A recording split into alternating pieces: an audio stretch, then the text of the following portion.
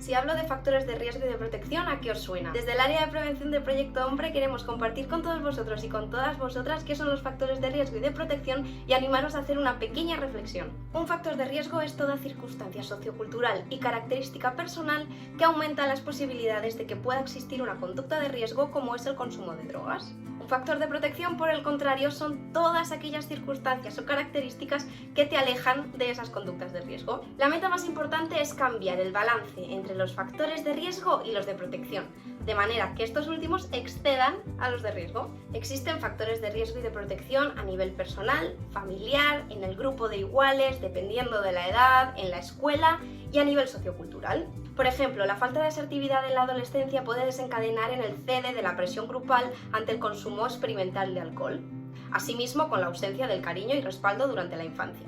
Por la contra, un vínculo fuerte entre padres, madres, hijos e hijas y un trabajo en la escuela de información y prevención de las conductas de riesgo contrarresta todos los factores anteriores. Nos gustaría animaros a reflexionar sobre cuáles son vuestras cualidades y aptitudes positivas a nivel físico, emocional, intelectual y social.